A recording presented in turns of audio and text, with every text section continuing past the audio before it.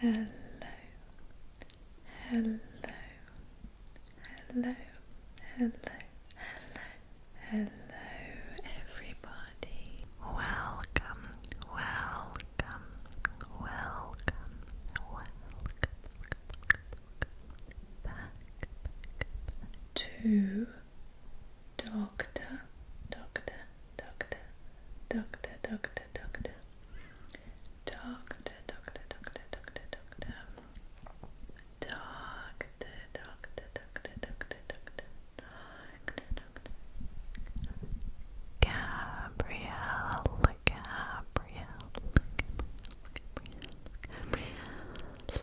does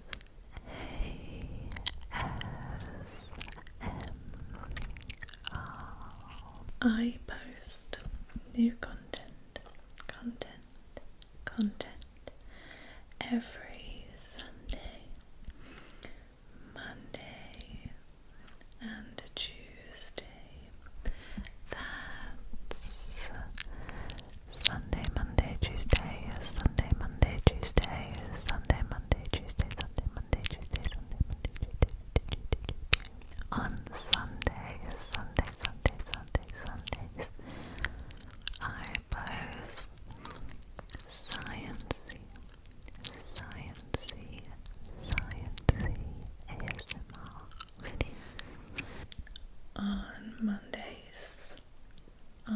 Mondays, I post something of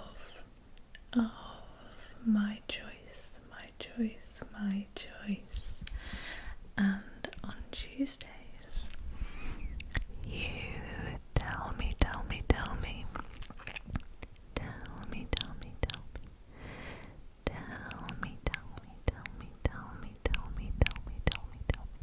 what do you like to see from me? If you have any suggestions for sciencey or non-sciencey ASMR videos, leave them down in the comments.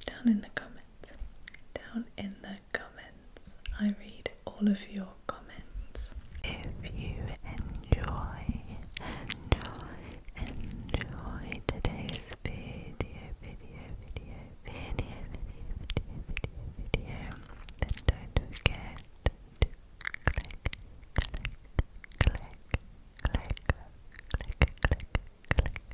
subscribe. Today's video is a Tuesday video, and it has been requested multiple times for me to give you some wedding planning tips, so that's what we'll do in this video. I got married in May this year, 2025, and that is the only wedding I have ever planned. So I'm not an expert, but I can give you some tips that I would have found useful at the start or throughout my own wedding planning. So the first tip is that unless you have planned a wedding before, or you work in the wedding industry, you probably don't actually know how to plan a wedding. And that is definitely how I felt when we first got engaged. I had no idea where to start. So my first tip is that you find a source of information for learning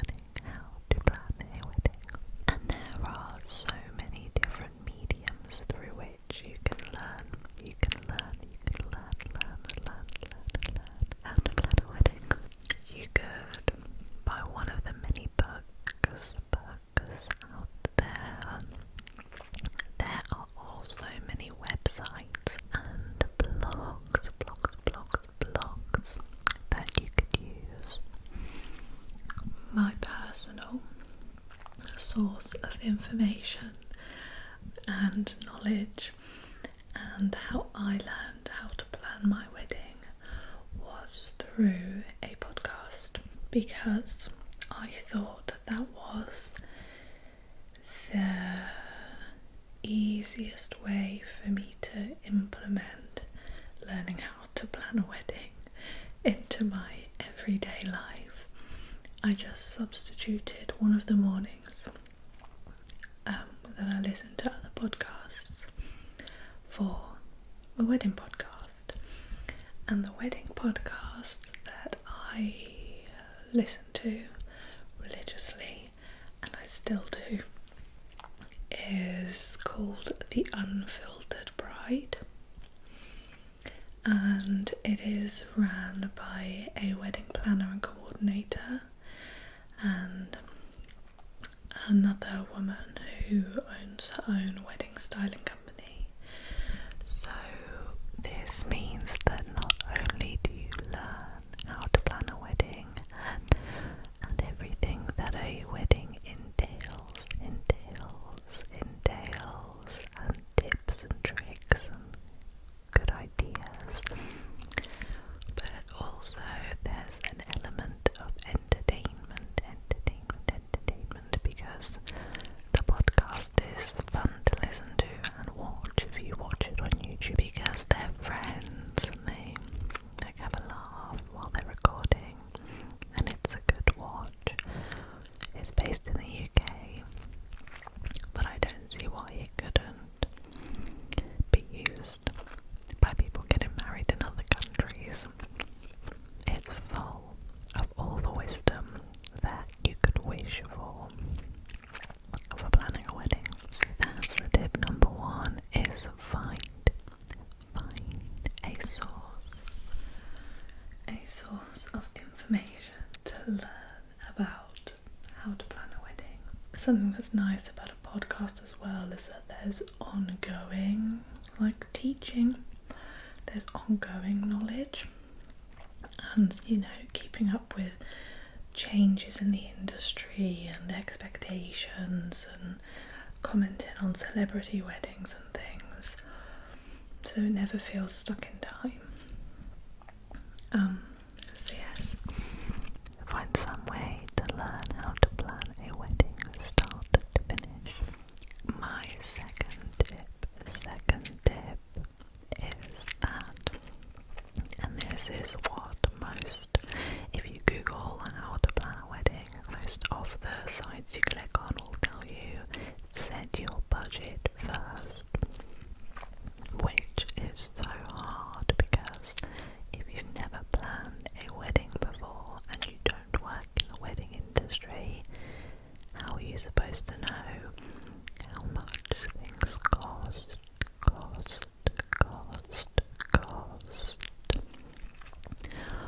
We tried to Google average cost of flowers for a wedding, average cost of a wedding venue, etc.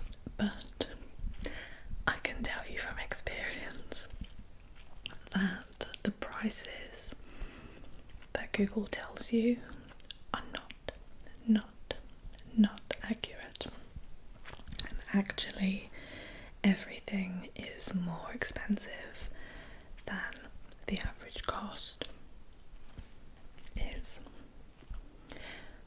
And I think that is because for everyone that does a big wedding, there are also people who will get married in a registry office, but they both count as weddings, and there is nothing wrong with either, but an average might not be an accurate reflection of the actual price of flowers. For example, if you want flowers at a ceremony and during a reception meal, and you know, those kind of things, compared to if you're just going to a registry office and you want a small bunch of flowers from the supermarket, it's totally different.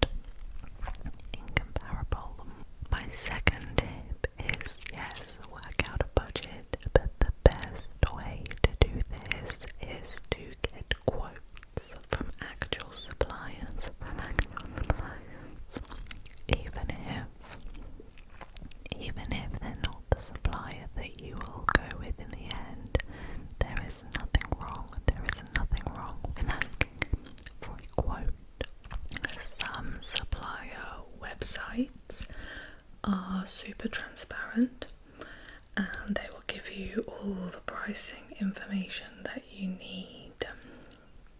Others are less so, but you can fill out a form on their website, and that will then email you automatically with a brochure that contains the pricing, and others will let you know via email. But if you think about the main suppliers that you might need, for example, a wedding venue, a caterer, hair, makeup, whatever it is that you think you will definitely book, look for such suppliers, have a browse, maybe you'll find pricings on a website. That's how you find out how much things might cost. Obviously, when you have an idea of how much things might cost, there is a chance you might look at the pricing and think, we can't afford this. But then this way you're informed, so you can early on decide on a certain type of wedding that will suit your budget better. For example, some people have multi-day weddings.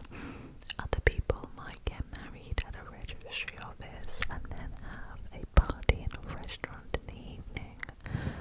There are so many different options for your wedding, but when you have an idea of pricing, that helps you place yourself better into what kind of wedding you will have.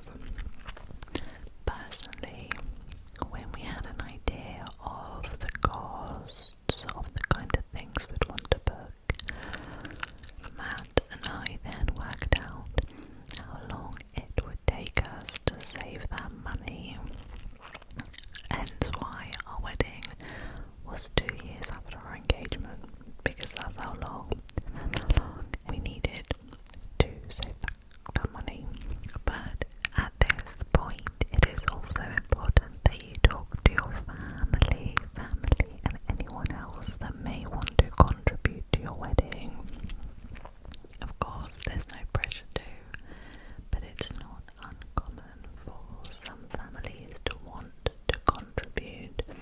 So when you're quite early on in the planning and working out how much you have and what kind of wedding you'll be able to afford, knowing how much things cost, you can take into account any help you might get from family.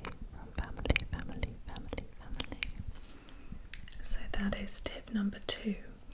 Use actual supplier quotes to work out how much suppliers cost, to work out what kind of wedding you will have. My third tip is set your non-negotiables. These are three things that are non-negotiables. You will happily compromise on everything else apart from these 3 things. This will help you narrow down your choices so much. For example, mine and Matt's non-negotiables were, we wanted to get married in a Catholic church. Our other non-negotiable was that we wanted an open bar for our wedding reception. And the third non-negotiable was that we wanted somewhere that will let us party until later than midnight. A lot of venues in the UK close by midnight or 11:30 p.m. It's music off, lights on, and carriages for your guests. We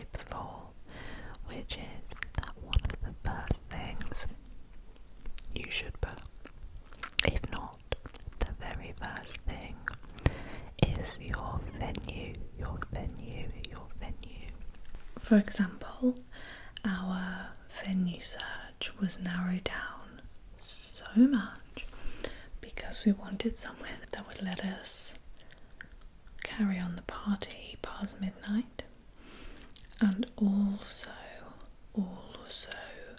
somewhere that we could have an open bar without being charged a corkage fee, which is the charge that is put on every bottle of alcohol that you bring yourself, that you have to pay the venue. So you're not only paying for the bottle, but you're also paying the venue to be able to bring the bottle, which adds up and to an extortionate amount where it's not even worth providing your own alcohol.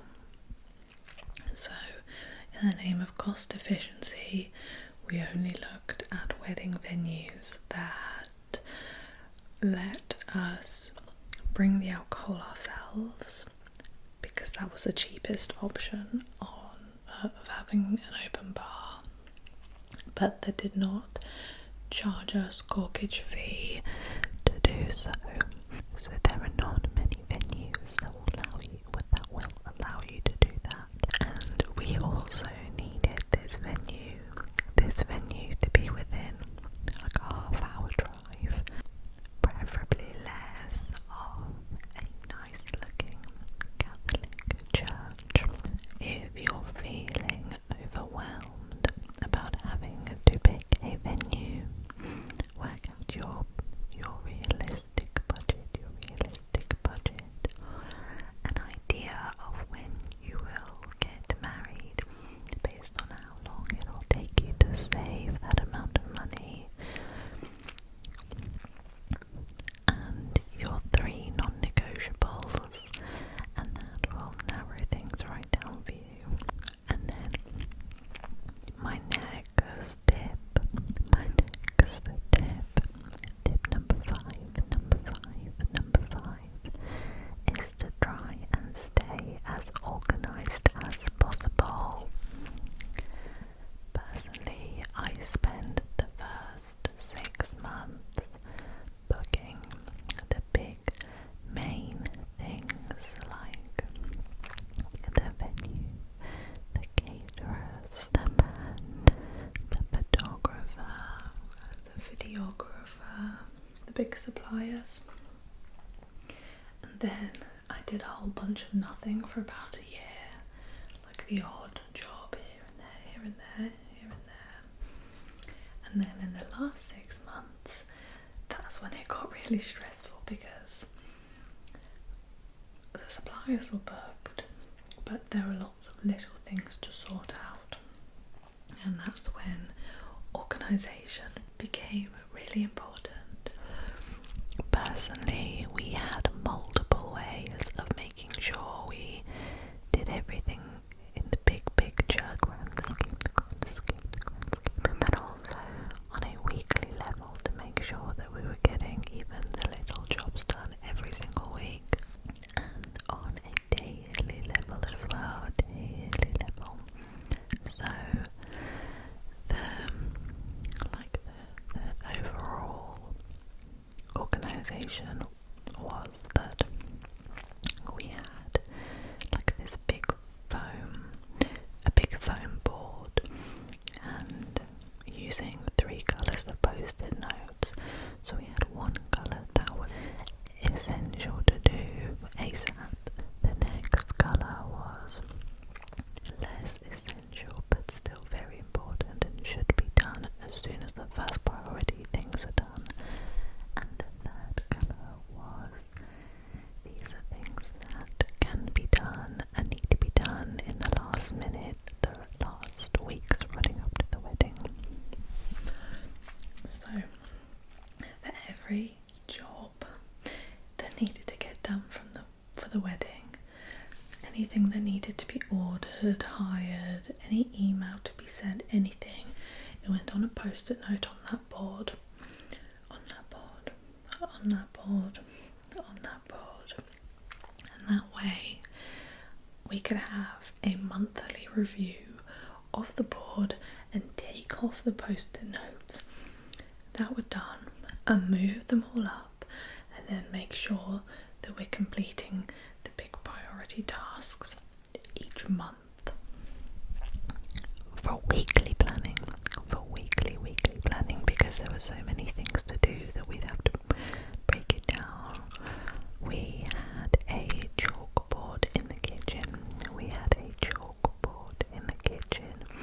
And every Sunday we would sit down and write out all the things that needed to get done over the next 7 days.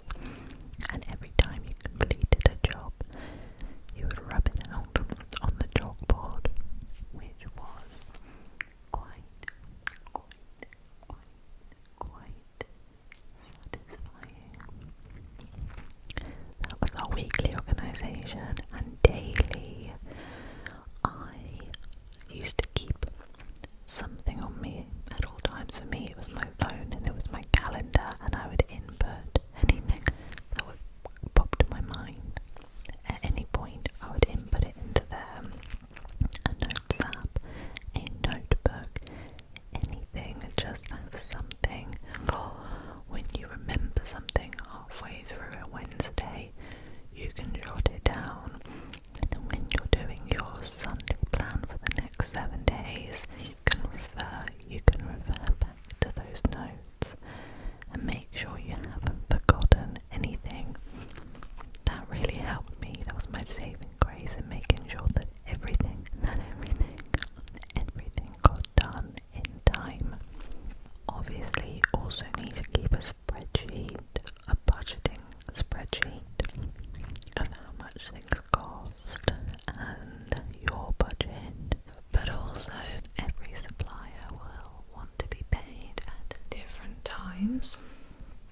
Some suppliers might want the full amount upon booking.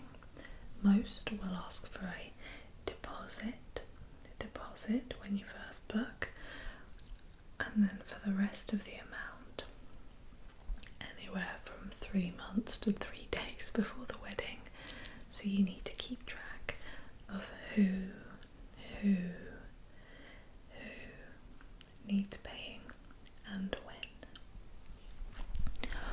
Okay, so that was tip 5, which is all about organisation. Tip number 6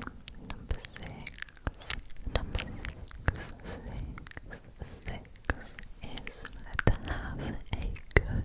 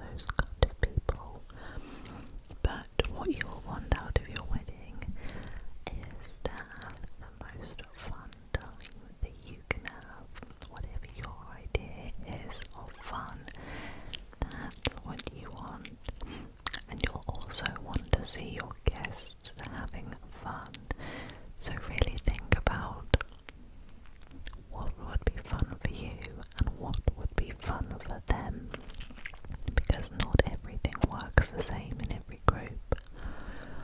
For example,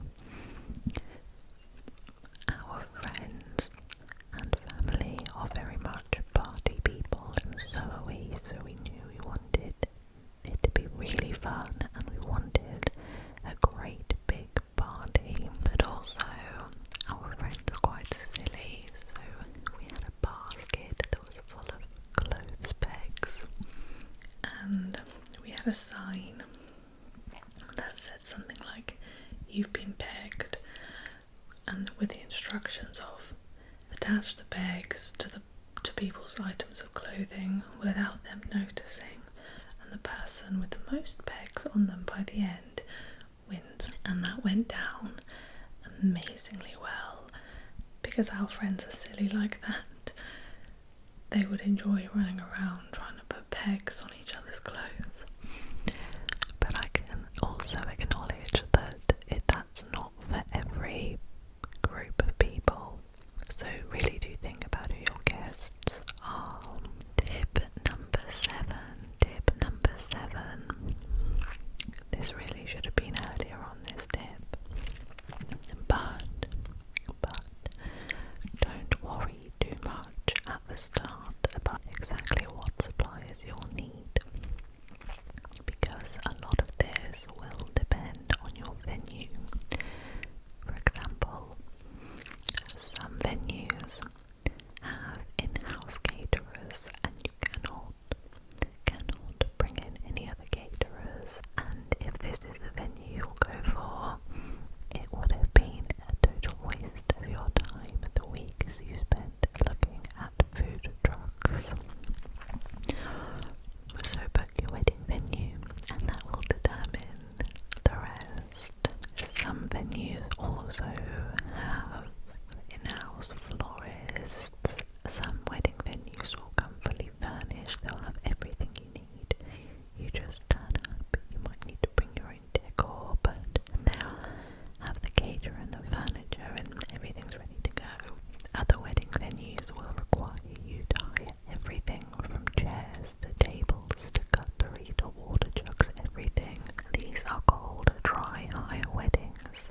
Marquees are also dry hire weddings. People often think these will be cheaper, but they tend to be more expensive in the long run because there is so much that you need to hire. Everything that you might need, you will need to hire it. So choose your wedding venue first, and then think about the other suppliers that you will need. Wedding venues will also give you their list of trusted suppliers.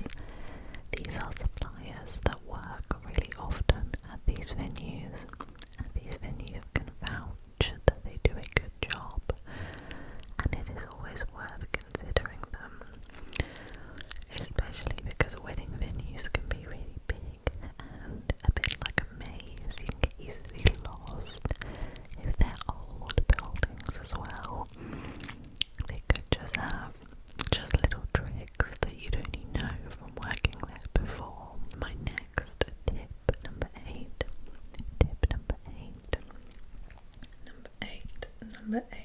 Number eight Is don't tell anyone anything unless you are ready for them to disagree or criticize your decisions about the wedding. And if you're already quite stressed about the wedding, it just does not help.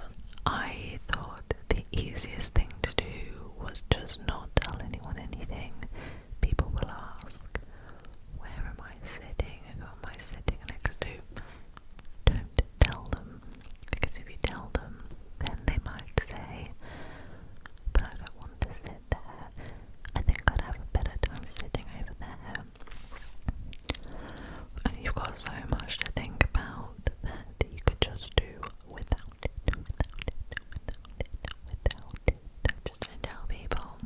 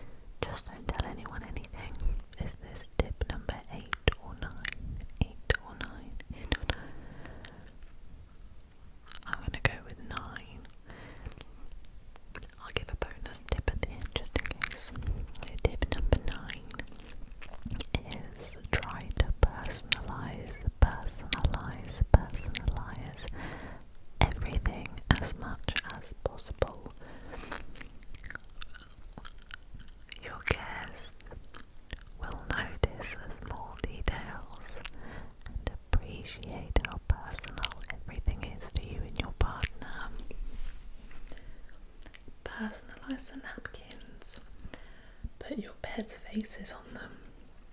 Personalise the table numbers after places you've travelled together, or if they are numbers, put pictures of you as a couple after that amount of years spent together.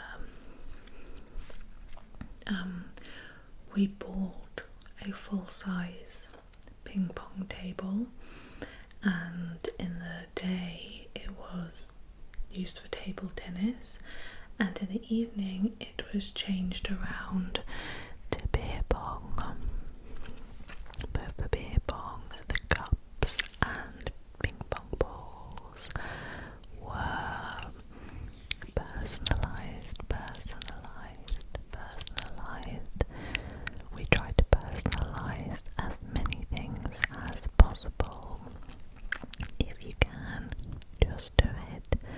Weddings are so much nicer when there's lots of personality in them. Tip number 10. Tip number 10 is to put yourself in the position of your wedding guest when you are planning your wedding. For example, when you're working out the timings. If you have a ceremony at 1 o'clock, which will finish at 2 o'clock, but you want